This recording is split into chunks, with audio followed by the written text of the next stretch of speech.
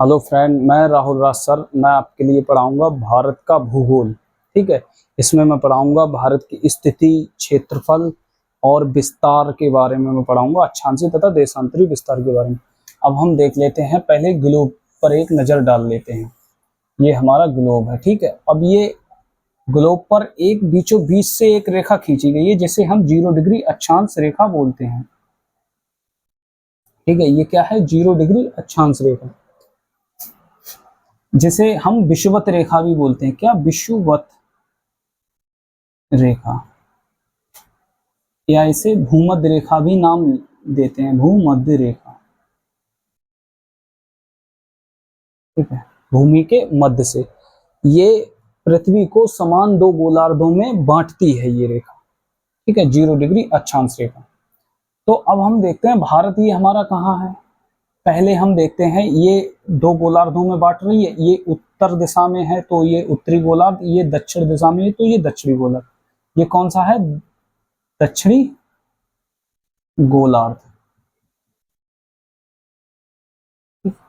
और ये कौन सा है? उत्तरी गोलार्ध। और हम अब भारत की स्थिति के बारे में बात करते हैं, तो हमारा यहाँ भारत स्थित है। ठीक है,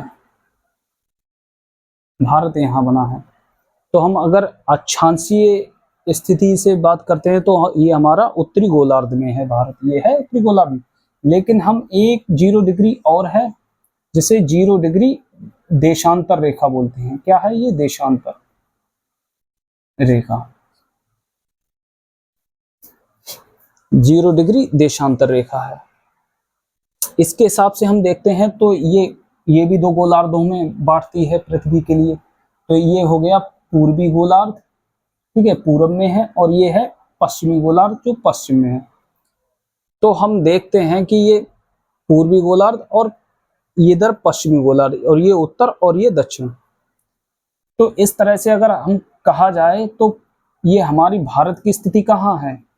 0 डिग्री से देशांतर से पूर्व में है और 0 डिग्री अक्षांश से उत्तर में है। तो हम कह सकते हैं कि पूर्व और उत्तरी गोलार्ध में, पूर्वोत्तर गोलार्ध में हमारा भारत कहाँ स्थित है? पूर्वोत्तर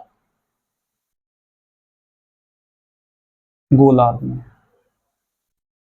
ठीक है, हमारे भारत की स्थिति क्या है? पूर्वोत्तर गोलार्ध में। अब इसी भारत के लिए हम क्या करते हैं? भारत के लिए यहाँ उठा लेते हैं, समझाने के लिए भारत का मैप बना लेते हैं। ठीक है, इस तरह से। तो ये रहा हमारा भारत। अब इसमें हम देखते हैं भारत में कुछ महत्वपूर्ण बिंदुओं के लिए कि इसका जो बिंदु हैं यहाँ, ये पहले दिशाओं के बारे में हम बात कर लेते हैं। पूर्व दिशा है भारत की यहाँ, और यहाँ पश्चिम है, और यहाँ क्या है? दक्षिण है, और ये क्या है? उत्तर है। तो उत्तर में हम अगर बात करते हैं तो यहाँ उत्तर में उत्तरी बिंदु कौन सा है? भारत के उत्तर का बिंदु, सबसे लास्ट का बिंदु कौन सा है? यहाँ पड़ता है लद्दाख। वर्तमान में लद्दाख है, वैसे जम्मू कश्मीर बोलते थे, जम्मू कश्मीर से लेके कन्याकुमारी तक, लेकिन लद्दाख की हम बात करते हैं वर्तमान की। ठीक है, तो यहाँ जो बिंदु है तो उसके लिए हम बोलते हैं इंदिरा कॉल। इंदिरा कॉल। ठीक है, यहाँ जो इंदिरा कॉल है, और यहाँ कौन सा है? यहाँ है कन्याकुमारी, सबसे दक्षिणी बिंदु। लेकिन ये कौन सा है? भारत की मुख्य भूमिका, मुख्य भूमिका। ठीक है, दक्षिणतम बिंदु। तो ये कौन सा है? कन्याकुमारी। कन्याकुमारी, या फिर इसे हम क्या बोलते हैं? Cap Comorin. केप कैमोरिन भी इसे हम बोलते हैं। लेकिन ये क्या है? भारत की मुख्य भूमि का दक्षिणतम बिंदु है। लेकिन बात करते हैं हम भारत का दक्षिणतम बिंदु, तो अंडमान निकोबार जो भी हमारे भारत के ही हिस्सा है, तो इसका सबसे लास्ट में यहाँ अगर भारत का दक्षिणतम बिंदु की बात होती है, भारत का दक्षिणतम बिंदु, अंतिम दक्षिणतम बिंदु, ठीक है, तो फिर आंसर बदल जाता है। तो फिर क्या होता है, इंदिरा पॉइंट, क्या आ जाएगा, इंदिरा पॉइंट, ठीक है। अब इंदिरा पॉइंट को ही हम क्या बोलते हैं, पिग्मेलियन पॉइंट, पिग्मेलियन पॉइंट। कहीं कहीं इसे इंदिरा पॉइंट ना पूछकर ये भी ऑप्शन में आ जाता है, पिग्मेलियन पॉइंट, तो ये भी हम इसमें लगाते हैं, ठीक है, ये हो गया। अब हम बात करते हैं भारत का पश्चिमी बिंदु, लास्ट पश्चिमी बिंदु, जो कि कहाँ है, हमारे गुजरात में है।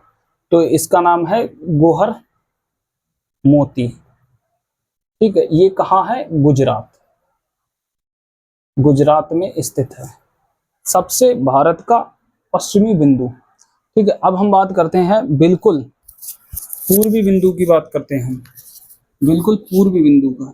तो ये कहाँ है, अरुणाचल प्रदेश, अरुणाचल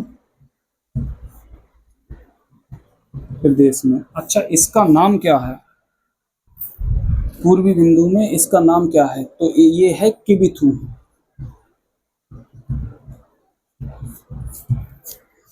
ठीक है, अरुणाचल प्रदेश में ये है किबिथू, बिल्कुल पूर्वी बिंदु, ठीक है। तो हमने क्या देखा कि भारत का उत्तरी बिंदु देख लिया और दक्षिणी बिंदु देख लिया, मुख्य भूमि का, ठीक है, ये कन्याकुमारी, केप कैमोरिन, और भारत का अंतिम दक्षिण बिंदु कौन सा है, इंदिरा पॉइंट या पिग्मेलियन पॉइंट, ये हमने यहाँ देख लिया, और पूर्वी बिंदु भी हमने देख लिया, ये देख लिया। लेकिन बात हम करते हैं कि ये भारत का जो उत्तरी बिंदु है अंतिम, ये कितने अक्षांश पर है, इसका अक्षांशीय विस्तार भी हम देख लेते हैं, भारत का अक्षांशीय विस्तार दक्षिण से लेके और उत्तर तक।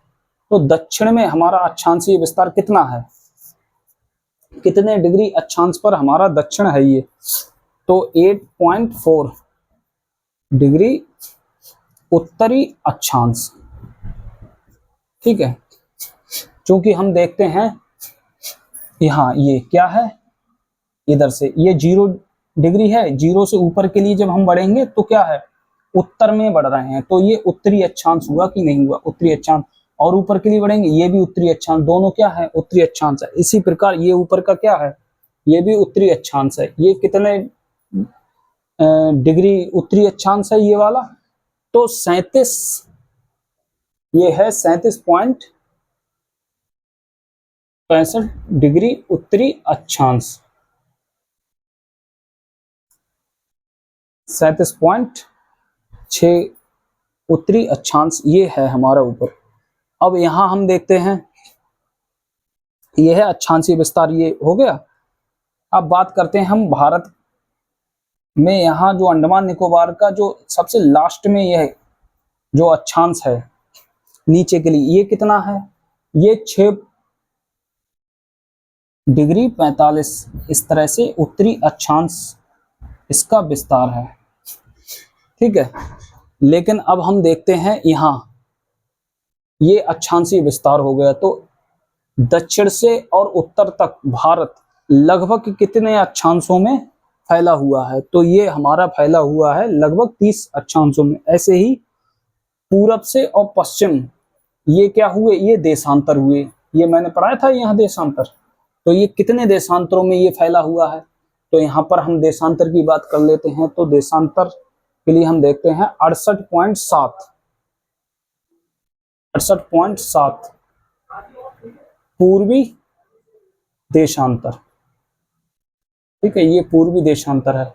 अब यहाँ से और आगे बढ़ेंगे, ये देखो 0 है, 0 से आगे बढ़ेंगे तो ये क्या है, देशांतर 68 है, और आगे के लिए हम बढ़ेंगे, फिर और आगे के लिए,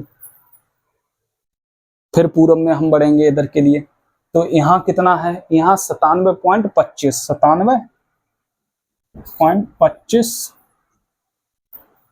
डिग्री 25 पूर्वी देशांतर, ये देशांतर रेखा है, ठीक है, ये देशांतर रेखा है, ठीक है। तो पश्चिम से पूर्व तक जो देशांतर हैं, इन देशांतरों में कितना अंतर है। ठीक है, एक मिनट।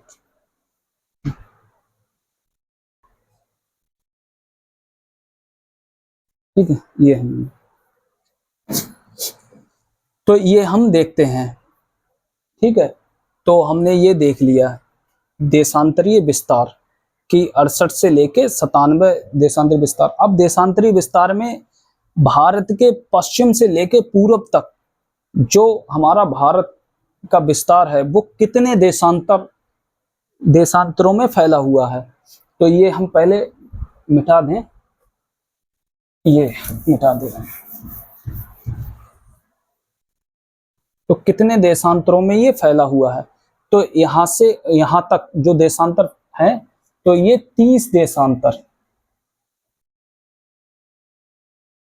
क्या है, 30 देशांतरों का अंतर है यहां से और यहां तक। 97 में से 68.7 ये घटाएंगे तो 30 देशांतर ये होंगे। तो हम देखते हैं कि एक देशांतर से दूसरे देशांतर तक सूर्य की किरण, ठीक है, सूर्य की किरण पहुंचने में कितना समय लेती है, 4 मिनट। 4 मिनट का समय लेती है। ठीक है, एक देशांतर से दूसरे देशांतर तक सूर्य की किरण पहुंचने में 4 मिनट का समय लेती है। लेकिन अब हम देखते हैं कि यहाँ तो 30 देशांतर है, कि यानी कि पूरब में जब सूर्य की किरण 5 बजे निकली, तो यानी कि यहाँ क्या है, 30 देशांतरों का अंतर है यहाँ से और यहाँ तक पहुंचने में। तो 30 देशांतरों का अंतर हम देखते हैं यहाँ से यहाँ तक पहुंचने में। तो 30 गुणा यहाँ एक देशांतर से दूसरे देशांतर तक 4 मिनट, तो गुणा 4 कर लेंगे हम तो 120 मिनट आ जाएंगे। 120 मिनट, ठीक है, 120 मिनट का अंतर होगा यहाँ से पूरब से पश्चिम तक सूर्य की किरण पहुंचने में। अगर इन्हें घंटों में करते हैं तो 2 घंटे यहाँ आ गए, यानी कि 5 बज रहे हैं यहाँ। 5 बजे अगर सूर्य की किरण यहाँ पहुंची पूरब में, ठीक है, जो हमने बताया था किबिथु पर पहुंची थी, पूर्वी बिंदु पर, तो यहाँ गोहर मोहता गुजरात में पहुंचने में कितना समय लगेगा, 2 घंटे का समय लगेगा। तो 5 बजे यहाँ पहुंची तो यहाँ 7 बजे तक सूर्य की किरण पहुंच जाएगी। ये हमारा भूगोल कहता है। ठीक है, और ऐसा होता भी है। तो लेकिन अब क्या है,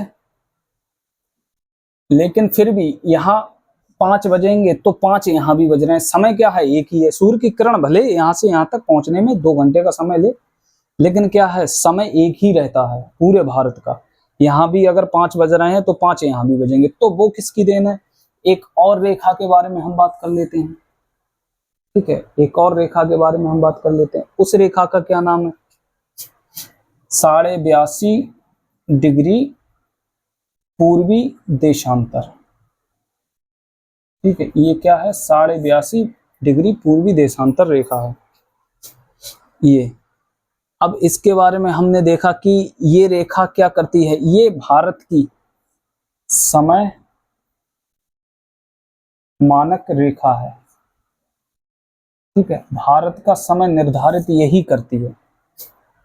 ठीक है, भारत का समय निर्धारित यही करती है, यानी कि इसी के हिसाब से जो समय है पूरे भारत के सभी राज्यों में वही समय चलेगा। तो इसीलिए समय यहाँ का और यहाँ का सेम रहता है, समय नहीं चेंज होता है। ठीक है, ये रहता है। अब हम इसके लिए मिटा के और आगे की बात कर लेते हैं।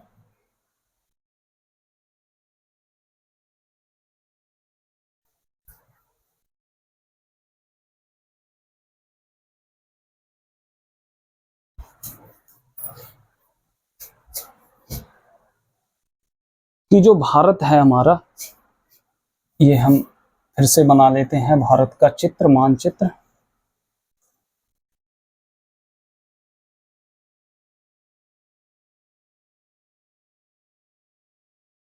ये जो रेखा खींची थी हमने 82.5 डिग्री पूर्वी देशांतर।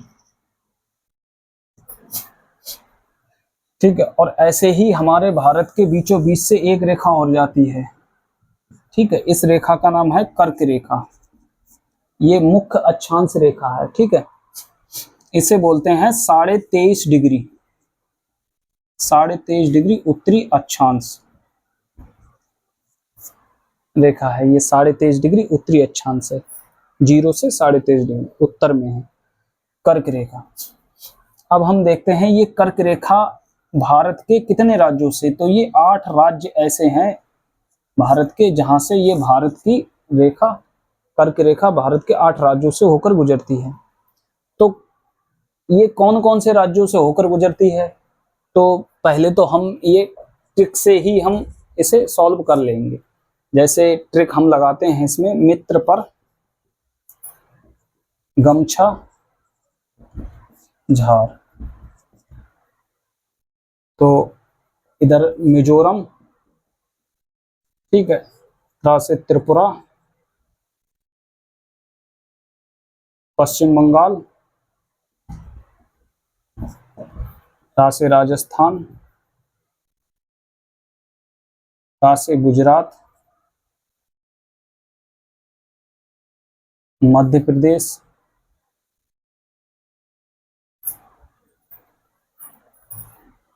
झा से छत्तीसगढ़ और झा से झारखंड। ये कर्क रेखा से ये 8 राज्य गुजरते हैं। ठीक है, कर्क रेखा इन 8 राज्यों से गुजरती है। ये ट्रिक के माध्यम से भी हम देख लेते हैं और वैसे भी हम इन्हें याद कर लेते हैं, ये तो हमारा ऐसे हो ही जाता है। ठीक है, अब हम देखते हैं इसी क्रम में जो 82.5 डिग्री पूर्वी देशांतर है, ये रेखा ये भी कोई ना कोई राज्यों से होकर गुजरती होगी। तो ये भी हमारी कितने राज्यों से, 5 राज्यों से होकर गुजरती है। यूपी से, ठीक है, यूपी से, एमपी से, मध्य प्रदेश जिसे बोलते हैं, ठीक है, और हमारी छत्तीसगढ़ से, छत्तीसगढ़ से, ठीक है, छत्तीसगढ़ के बाद उड़ीसा और आंध्र प्रदेश, उड़ीसा और आंध्र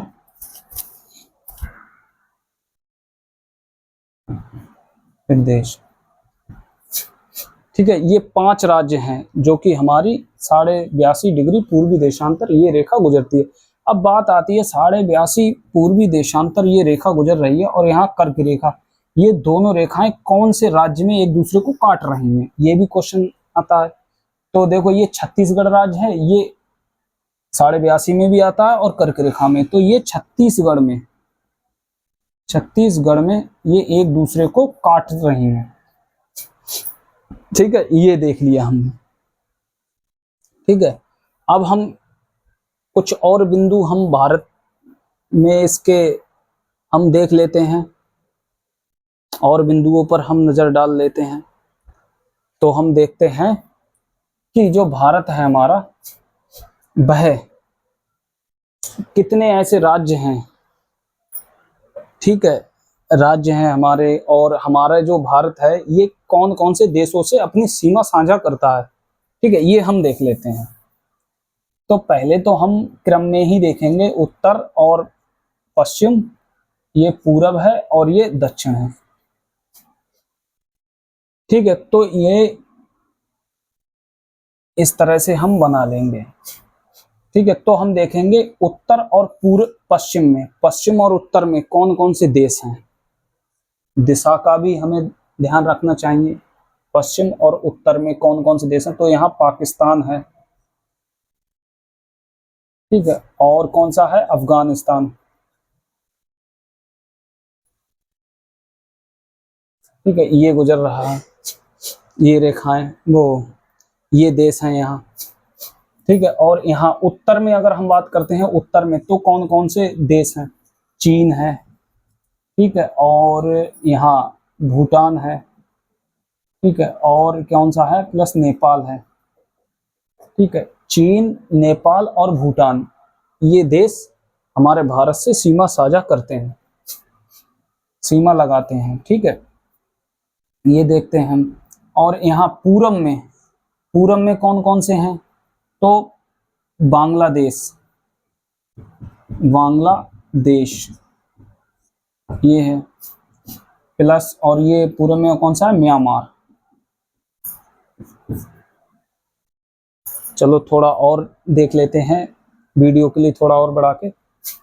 बांग्लादेश और म्यांमार ये जो देश हैं ये हमारे लगते हैं, तो पाकिस्तान, अफगानिस्तान, चीन, भूटान, ठीक है, नेपाल, बांग्लादेश और म्यांमार। अब हम बात करते हैं भारत के क्षेत्रफल के बारे में कि भारत का कुल क्षेत्रफल ये कितना है, तो कितना है, 32,87,263 वर्ग किलोमीटर में ये हमारा पूरा भारत है, जो कि विश्व की कुल भौगोलिक क्षेत्रफल का 2.4% भूमि घेरे हुए है, यानी कि पूरा विश्व का 100% है, तो हमारा भारत 2.4% भूमि घेरे हुए है। और बात करते हैं स्थलीय सीमा हमारे भारत की कितनी है, तो स्थलीय सीमा की बात करते हैं हम तो 15,106.7 किलोमीटर। और बात करते हैं हम जलीय सीमा की बारे में, जलीय सीमा की तो 7,517 किलोमीटर, ठीक है, ये हो गई हमारी जलीय सीमा, जो कि अंडमान निकोबार द्वीप समूह और लक्षद्वीप मिलाकर ये होती है, ठीक है। ये हमने इसके बारे में बात कर ली है। कुछ रेखाएं भी हैं, ठीक है, कौन कौन सी सीमाएं हैं, सीमा के बारे में हम बात कर लेते हैं। कौन से देश से हमारी कौन सी सीमा लगती है, जैसे पाकिस्तान से हमारी कौन सी लगती है, रेड क्लिफ सीमा, ठीक है। ये कब खींची गई थी, 14 अगस्त 1947 की मध्यरात्रि को ये खींची गई थी, लेकिन आधिकारिक रूप से ये कब इसके लिए प्रमाणित करते हैं, आधिकारिक रूप से इसके लिए मान्य है 17 अगस्त 1947 को, ठीक है। ऐसे ही है हमारी, हाँ, इसकी अगर लंबाई की बात करते हैं तो 3323 किलोमीटर इसकी लंबाई है। ऐसे ही हम बात करते हैं अफगानिस्तान और भारत के बीच जो सीमा है, तो उसके लिए बोलते हैं डूरंड रेखा, ठीक है, डूरंड रेखा बोलते हैं उसके लिए। अच्छा, ये कितनी है, ये है 106 किलोमीटर, यानी कि सबसे कम सीमा इसी की है, डूरंड रेखा, अफगानिस्तान और इसकी भारत की। और चीन की बात कर लेते हैं, चीन और भारत, इसकी सीमा, इसके लिए क्या बोलते हैं, मैकमोहन रेखा, इसे मैकमोहन रेखा बोलते हैं, ठीक है। अब ये मैकमोहन रेखा है, ये कितनी है, 890 किलोमीटर। शिमला समझौते, जब शिमला समझौते के दौरान, ये शिमला समझौते के दौरान हेनरी मैकमोहन नाम उनका था, क्या, हेनरी मैकमोहन इन्हीं के नाम से है मैकमोहन रेखा, ठीक है, इन्होंने ये खींची थी, ये है। लेकिन अगर बात आए, ये रेखाएं हो गई, बात आए कि सबसे लंबी सीमा कौन से देश से बनाता है हमारा भारत, तो बांग्लादेश, ठीक है, बांग्लादेश से ये बनाता है हमारी 4,096.7 किलोमीटर, सबसे लंबी, ठीक है। ये हमने कुछ पॉइंट थे भारत का भूगोल में जो हमने पढ़ाए हैं, जो कि परीक्षा उपयोगी प्रश्न है, ठीक है बच्चों, धन्यवाद।